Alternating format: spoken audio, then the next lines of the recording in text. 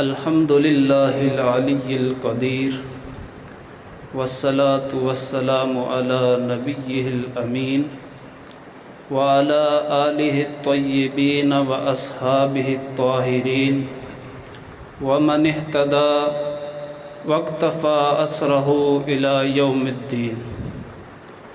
اما بعد فاعوذ باللہ من الشیطان الرجیم. بسم اللہ الرحمن الرحیم.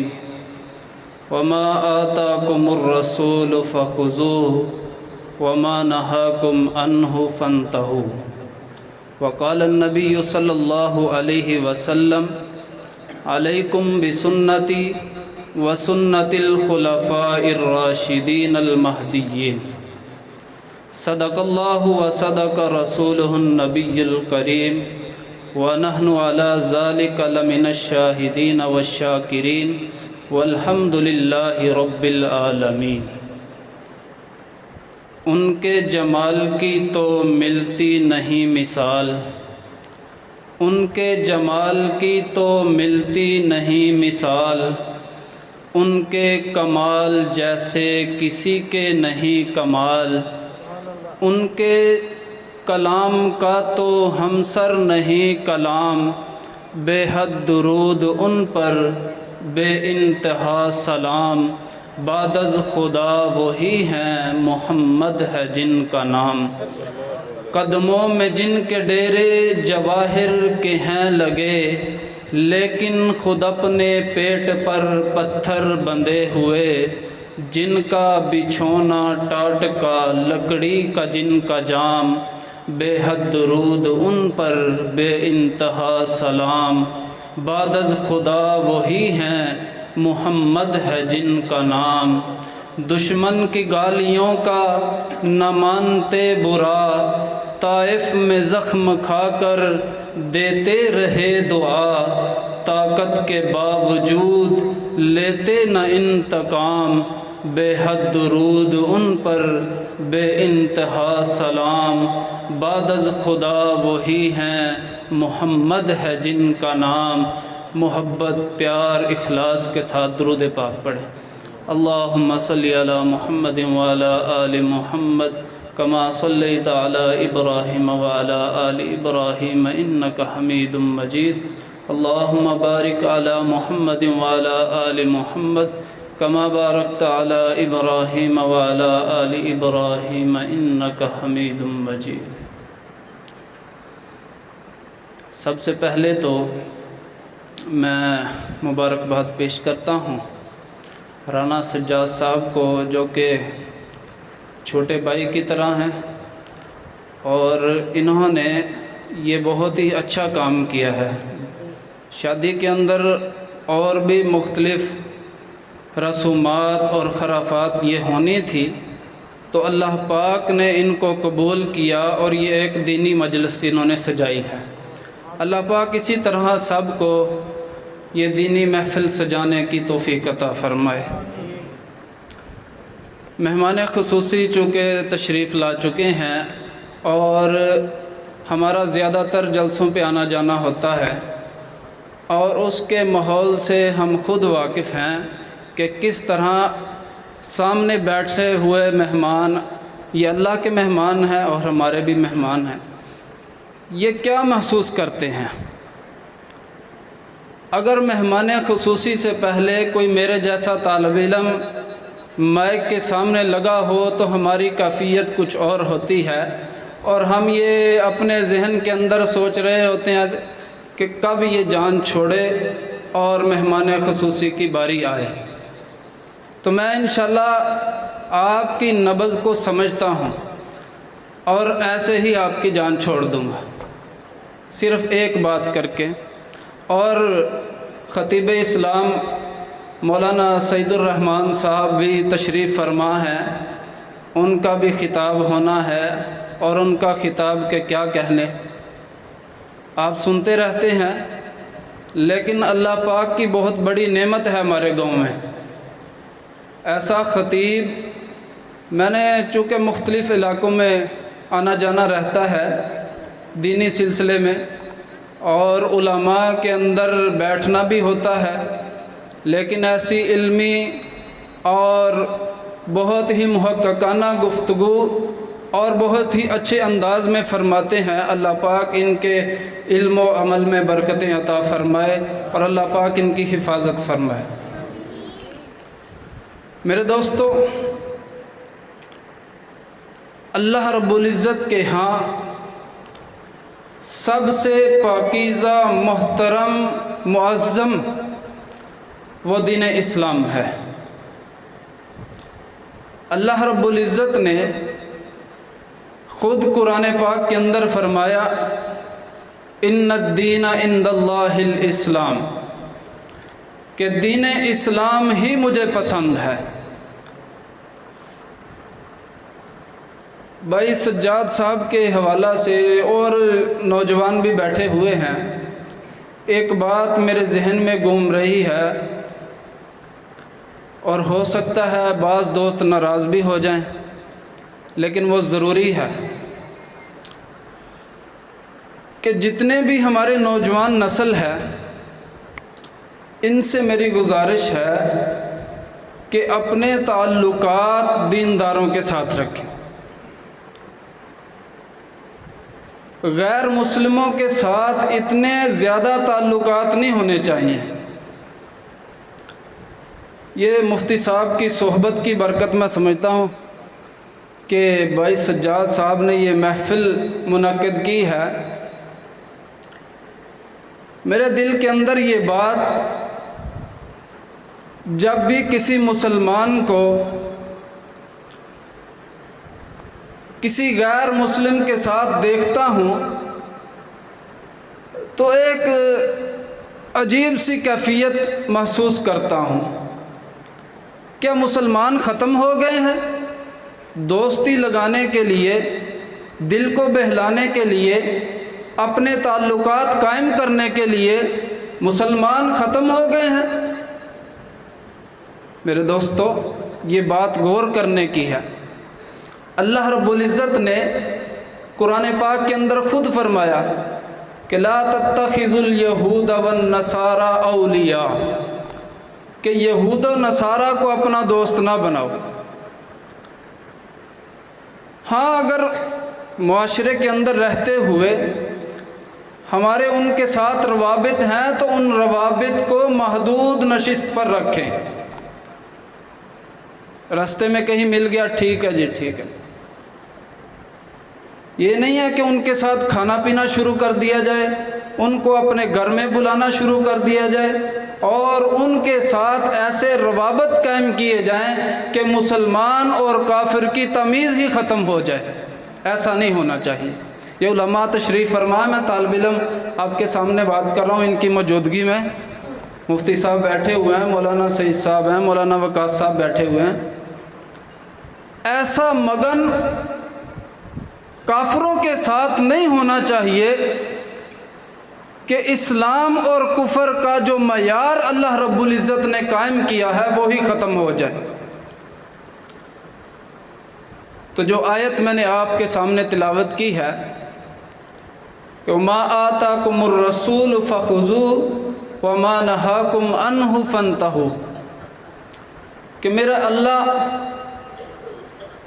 رب العزت اس آیت کے اندر فرما رہے ہیں کہ میرا پیغمبر تمہیں جو دیتا ہے، جس طرح دیتا ہے، جتنا دیتا ہے، اسے مضبوطی کے ساتھ پکڑ لو۔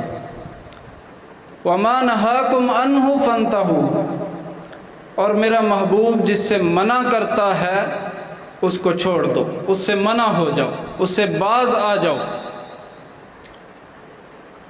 امام بخاری رحمۃ اللہ علیہ نے ایک بڑا عجیب واقعہ بخاری شریف کے اندر نقل کیا۔ حضرت عمر بن خطاب رضی اللہ تعالی عنہ، تھوڑا سا بولیں، کچھ نہیں ہوتا، ساتھ ساتھ بولیں بھی نا، نیند نہیں آئے گی پھر۔ ان کے خصائل کے اندر یہ بات تھی، امام بخاری رحمۃ اللہ علیہ نے فرمایا کان وقاف عند کتاب اللہ، کہ حضرت عمر بن خطاب رضی اللہ تعالی عنہ کے خصائل کے اندر یہ بات شامل تھی کہ جہاں پر قرآن کا کوئی حکم ان کے سامنے آ جاتا، قرآن کی کوئی بات ان کے سامنے آ جاتی تو ان کو بریک لگ جاتی۔ جو ڈرائیور حضرات ہیں وہ تو جانتے ہیں کہ جب سامنے سرخ لائٹ آ جائے تو پھر آٹومیٹک بریک پر پہنچ جاتا ہے۔ تو حضرت عمر بن خطاب رضی اللہ تعالی عنہ کے خصائل میں یہ بات تھی کہ جہاں پر قرآن کا حکم آ گیا تو آپ کو بریک لگ جاتی۔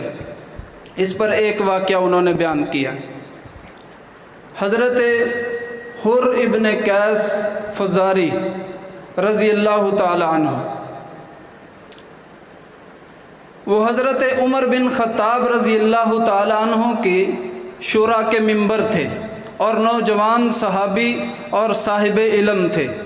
حضرت عمر بن خطاب رضی اللہ تعالی عنہ ان کو اپنے پاس بٹھاتے تھے اور ان سے مشورہ لیتے تھے، شورا کے ممبر تھے۔ تو جب ان کے چچا حضرت عیانہ بن حسن فزاری رضی اللہ تعالی عنہ نے اپنے بھتیجے کی ٹور دیکھی کہ امیر المومنین اس کو اپنے پاس بٹھاتا ہے، اس سے مشورہ کرتا ہے، تو انہوں نے اپنے بھتیجے سے کہا کہ بھتیجے میں امیر المومنین سے ملنا چاہتا ہوں، ان سے ملاقات کرنا چاہتا ہوں، مجھے ٹائم لے دیں، میں ان سے ملنا چاہتا ہوں۔ تو بھتیجے نے کہا کہ چچا کوئی بات نہیں، آپ میرے ساتھ چلیں اور وہاں پر امیر المومنین سے اجازت طلب کروں گا، اگر انہوں نے اجازت دے دی تو پھر آپ کی ملاقات کروا دوں گا۔ اپنے چچا کو ساتھ لیا، امیر المومنین کے پاس پہنچے اور اندر گئے اور حضرت عمر بن خطاب رضی اللہ تعالی عنہ سے عرض کی کہ امیر المومنین باہر میرے چچا آئے ہوئے ہیں اور وہ آپ سے ملنا چاہتے ہیں، اگر آپ اجازت دیں تو ان کو بلا لوں۔ تو حضرت عمر بن خطاب رضی اللہ تعالی عنہ نے فرمایا کہ ٹھیک ہے انہیں بلاؤ۔ اندر بلایا اور جب انہوں نے اندر آئے، حضرت عیانہ بن قیس رضی اللہ تعالی عنہ بیٹھنے لگے، چونکہ قبیلے کے سردار تھے، چودھری تھے، بیٹھتے ہی سلام دعا کے بعد ان کی زبان سے ایک جملہ نکل گیا، ان کی زبان سے ایک جملہ نکلا۔ انہوں نے کہا عمر تم ہمارے ساتھ انصاف نہیں کرتے۔ بیٹھتے ہی زبان سے جملہ نکل گیا کہ عمر تم ہمارے ساتھ انصاف نہیں کرتے، تم ہمیں بیت المال سے پورا حصہ نہیں دیتے۔ یہ جملے ان کی زبان سے نکلے تو حضرت عمر بن خطاب رضی اللہ تعالی عنہ کے چہرے کا رنگ تبدیل ہو گیا اور آپ کے اندر بہت ساری کیفیات تبدیل ہو گئی۔ آپ نے دیکھا کہ آپ کے پاس ایک کوڑا پڑا ہوا ہے، آپ نے اس کوڑے کو اٹھایا اور ایسے اٹھا کے کہا میں انصاف نہیں کرتا۔ جس کی وجہ سے اس دنیا کے اندر انصاف متعارف ہوا ہے وہ انصاف نہیں کرتا۔ میرے دوستو، جب ان کی زبان سے یہ لفظ نکلا تو حضرت عمر بن خطاب نے ادھر سے کوڑا اٹھایا اور کہنے لگے کہ میں انصاف نہیں کرتا۔ کس کو کہا جا رہا ہے کہ جس کی وجہ سے پوری دنیا کے اندر انصاف متعارف ہوا ہے اور جس کے دور خلافت اور حکومت کا مثالی دور ہونے کی وجہ ہی انصاف ہے۔ تو آپ نے کوڑے کو اٹھایا اور یوں اٹھایا تو ادھر بھتیجے بیٹھے ہوئے ہیں جو آپ کی مجلس شورا کے ممبر تھے۔ آپ حضرت عمر بن خطاب رضی اللہ تعالی عنہ کی نبض کو جانتے تھے کہ عمر کو بریک کس طرح لگانی ہے، کہ عمر کو روکنا کس طرح ہے۔ یہ تو میرے چچا کو مار دیں گے اور قبیلے کے اندر میری کیا عزت ہوگی، وہ کہیں گے کہ چچا کو مروانے لے گیا تھا۔ ادھر حضرت عمر بن خطاب نے کوڑا اٹھایا ہوا ہے مارنے کے لیے تیار ہیں، لیکن حضرت حر ابن قیس رضی اللہ تعالیٰ عنہ نے قرآن کی آیتیں پڑھنی شروع کر دی۔ آپ نے کہا، آپ نے ادھر قرآن کی آیتیں پڑھی، اور جب قرآن کی آیتیں پڑھی آپ نے کہا خذ العفو، عفو درگزر سے کام لیجیے، خذ العفو وأمر بالعرف وأعرض عن الجاہلین، عفو درگزر سے کام لیجیے، وَأَعْرِضْ عَنِ الْجَاهِلِينَ، اگر کسی جاہل کے منہ سے کوئی جملہ نکل جائے تو اس سے اعراض کریں، اس کو چھوڑ دیں۔ تو حضرت عمر بن خطاب نے وہ کوڑا اٹھایا ہوا ایسے ہی نیچے رکھ دیا۔ اس کو کہتے ہیں کان وقاف عند کتاب اللہ۔ یہ ہے کہ قرآن کا کوئی حکم ہمارے سامنے آ جائے تو ہمیں بریک لگنی چاہیے، لیکن ہمارا معاملہ چونکہ الٹ ہوتا ہے، ہم سارا کچھ کرا کے پھر مولوی صاحب کے پاس آ جاتے ہیں۔ ایسا ہونا چاہیے تھا کہ نہیں ہونا چاہیے تھا؟ یہ تو پہلے پوچھے نا آ کے۔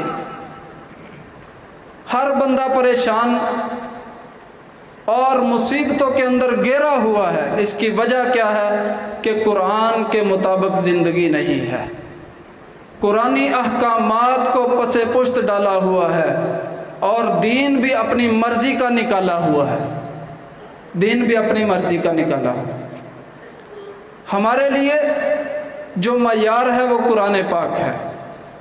اصلاح عالم کا اب سامان ہونا چاہیے، اصلاح عالم کا اب سامان ہونا چاہیے، سب کا دستور العمل قرآن ہونا چاہیے۔ یہی آرزو ہے کہ تعلیم قرآن عام ہو جائے، یہی تمنا ہے کہ تعلیم قرآن عام ہو جائے، سب پرچموں سے اونچا پرچم اسلام ہو جائے۔ وما علینا الا البلاغ المبین۔